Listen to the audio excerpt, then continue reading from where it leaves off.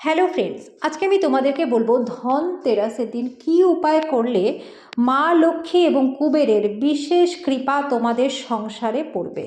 তো বন্ধুরা, ধনতেরাসের এটা সবথেকে ভালো উপায়। এই উপায়টা যদি তোমরা ধনতেরাসের দিন করতে পারো তাহলে দেখবে তোমাদের কিন্তু ধনধান্যের কোনো অভাব থাকবে না। কারণ ধনতেরাস এমন একটা দিন যেদিন আমরা বিভিন্ন শুভ সময় দেখে বিভিন্ন রকম জিনিস আমরা কেনাকাটি করি, যেটাতে আমাদের বিশেষ লক্ষ্মী লাভ হয়। কিন্তু এই উপায়টা আমি তোমাদেরকে যেটা বলছি সেটা তোমরা করে দেখো, দেখবে তোমাদের কিন্তু স্থায়ী লক্ষ্মী লাভ হবে। তো বন্ধুরা, তোমরা কি করবে, ধনতেরাসের দিন তোমরা দিনের বেলাতেই ময়দা দিয়ে একটা চারমুখী প্রদীপ বানিয়ে রাখবে। ময়দা দিয়ে দিনের বেলা চারমুখী প্রদীপ বানানোর একটাই কারণ প্রদীপটা যাতে একটু শুকিয়ে যায়, কারণ জল যদি থাকে তাহলে প্রদীপটা ঠিকঠাকভাবে জ্বলবে না। তো সেই জন্য তোমরা কি করবে, দিনের বেলাতেই প্রদীপটা তোমরা বানিয়ে রাখবে। তারপর সন্ধ্যের সময় তোমাদের মেন দরজার সামনে, যেই দরজা দিয়ে তোমরা ঘরে প্রবেশ করো, সেই প্রবেশ দুয়ারে তোমরা কি করবে, একটা আলপনা আঁকবে। সেই আলপনার মধ্যে অবশ্যই তোমরা একটু সিঁদুর দিয়ে দেবে। সেখানে কি করবে, তার উপরে তোমরা সেই আলপনার উপরে তোমরা চাল বা পারলে গম, দুটোর মধ্যে একটা, হয় চাল রাখতে পারো আর না হলে গমও রাখতে পারো।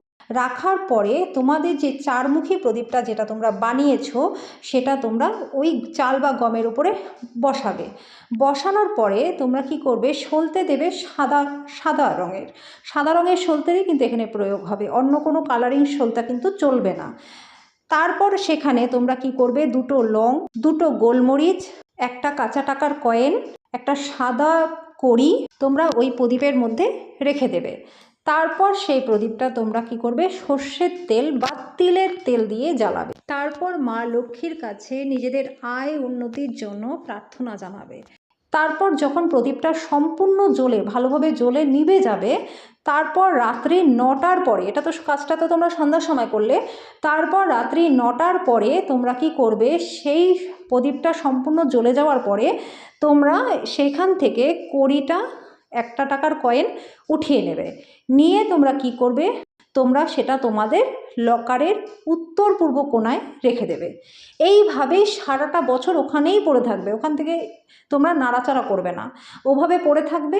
দেখবে 1 বছরের মধ্যে তোমাদের কিন্তু স্থায়ী অর্থ লাভ হবে। সেটা যে কোনো দিক থেকে হতে পারে, তোমাদের সমস্যার সমাধান হয়ে যাবে। আর্থিক দিক থেকে যদি কোনো সমস্যা থাকে সেটা কিন্তু সমাধান হয়ে যাবে। তো বন্ধুরা, করে দেখো, ধনতেরাসের দিন প্রচণ্ড ভালো উপকার কিন্তু তোমরা পাবে এই উপায়ের দ্বারা।